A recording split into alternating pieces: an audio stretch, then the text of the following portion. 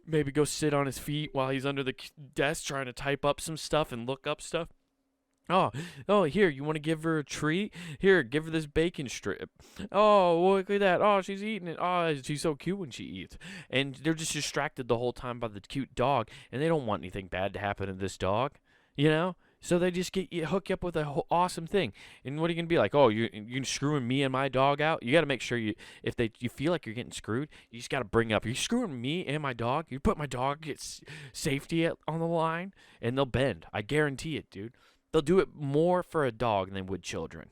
I 100%. There's studies out there that show that people are way more willing to pick up a dog on the side of the road than a human being, And but probably means adults, But it still stands I stand by that regardless, Okay, you shouldn't be picking up weird children on the side of the road. One, either you're weird because you're picking up children on the side of the road. What kind of fucking hobbies are you into, man? And two, why is that kid on the side of the road? Call the cops. Call them. Don't pick up children on the side of the road, guys. Pick up a dog, because don't send them to the shelter. They'll get put down, okay? See, at least kids don't get put down. The dog will, okay? We live in a weird, backwards world. No. We live in a backwards world, I guess, where they put down dogs and they save children. No, that's fucked up. But I'm telling you, this will work foolproof. The car dealers are way more willing to help save the dog and put her in a good car than they are children, because the kids are annoying. You ever been to a car dealership? I have. We all have. But when there's children there, it is insane. And I get it. I definitely feel like I remember being at a car dealership at one point when I was a kid, and the mind-numbingly boring task of just listening and having a car get bought has to be the grossest experience when you're 5. Now, nowadays, they have cell phones. You just give them one of those, and you just love to play games. Like, we had Game Boy, but God forbid that Game Boy battery died. As a parent in like the 90s and the 2000s, like, God bless you guys. You had to be on top of shit, like, as far as battery wise. And I know you kind of have to do with cell phones and stuff, but like the battery life's so much longer, and you can actually see it. Like, I know for a fact my dad and my mom definitely checked my brother's Game Boy batteries or put in fresh ones if we were going somewhere first, just to make sure. I know we always had extra packs of batteries in our Game Boy pouches that we had as a kid. You know how much more preparation you have to have for battery-operated things? It's insanity, And God forbid that busted up at the car dealership. And, like, nowadays, cars have so many more features and cool little things you can mess with, so you could distract the kids with the technology of the car. When I was a kid... back in my day, guys. Oh, we've already hit that segment of the podcast, huh? Back in my day. Back in my day, when I was a kid, they had cigarette lighters. That was like the... But you can't even have those. They had cigarette lighters and ashtrays. And I remember I used to get in trouble because I'd go in people's cars and I'd flip the lid of the ashtray up and down. And they were afraid I was going to break it. I'm like, isn't it supposed to go up and down? That if it breaks, that means this is a piece of shit car, doesn't it? Doesn't it mean it's a piece of shit product? Doesn't that mean Ford has something to answer for if their little flap for your cigarette ashtray keeps breaking? Just saying. But those were the technologies of the time. That was the features. Now you buy a minivan, it's a goddamn Lego set. You can take shit out, you can put shit in. I'm pretty sure you can build a kitchenette inside of a fucking Volkswagen van now, okay? It just comes with everything. I think IKEA makes all the shit for it. It's insane. But I think that's how I'm going to get my next car, though, guys. Because the dog's just going to bring too much joy. They can't screw somebody after you bring them joy. Normally, when you come to buy a car, you're kind of a headache. I get it. The salesman's probably just as annoyed with me as I am them. Because we're both trying not to get screwed. They're trying to make commission. I'm trying not to get into a lease or a deal where I'm paying way too much for whatever I bought. It's just a battle of wits. And I feel like with the dog, I'm going to gain leverage. There's no way you don't. Okay? It's going to be the foolproof way. So next time, if anybody's out there is in the market for a new car, if you have a dog, even if you don't have a dog, you know what you do? Go to the shelter, rent one for a day. Go to the shelter, adopt a dog, and use it to get a car. And then, you know what? Maybe you'll end up finding out this was your new best friend. Or you just take it back to the shelter and be like, it just isn't working out. But you got the car already, so it doesn't matter. But you could also gain a new best friend. Think about how the double on that. You're just double winning on that one, guys. And don't we all just need a win? You know? Come on now. Having the dog and the new car. I mean, I think I'm doing the Lord's work here. I'm preaching adoption and getting cheap cars. What more do you guys want from me? Okay? That's all I'm saying. But we all want the win, right? That's the perfect win. Okay? So, we all want to win. And what that brings me into what I found this week, guys. That's right. We're already at the segment, right? We're 15 minutes in. We got to get to the stuff we found this week. And this week we found a new winner, a new champion, if you might say, an undisputed one. Honestly, turns out it's higher up on the food chain than we thought because a clueless bear picked the wrong fight with the wrong pigs on the wrong day. There's too many wrongs in that sentence. I fully take responsibility for picking an article that has a terrible title. I'm sorry, but this video is amazing, guys, because bear, top of the food chain. We get eaten by bears, okay? We've all seen Grizzly Man. That guy got turned into poop, which became force fertilizer, okay?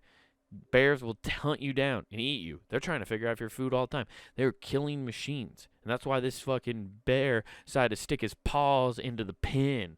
But he's in the wrong pen. He's in the penitentiary of pain now because these pigs brought it. Okay? Pigs are no fucking joke, guys. If you're from the Midwest, if you're from Iowa, which Iowa produces a ton of pork, you know pigs are nothing to be trifled with, okay? Mob bosses and mobsters and criminals have been putting bodies in fucking in pig troughs for years because they will eat everything. There is no trace, okay? Pigs are gangster as fuck. Pigs are so gangster that if one gets out and becomes feral, it grows horns and becomes a hawk, okay? This bear doesn't know that. This bear's probably barely come in contact with pigs before. And yet he thinks he can take on multiple. You're wrong. You're wrong, bear. And we're going to watch this video right now. See? Check this out. Let's see what's going on.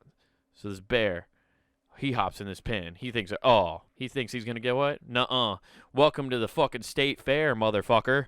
Oh, yeah. You picked the wrong goddamn pen to come in.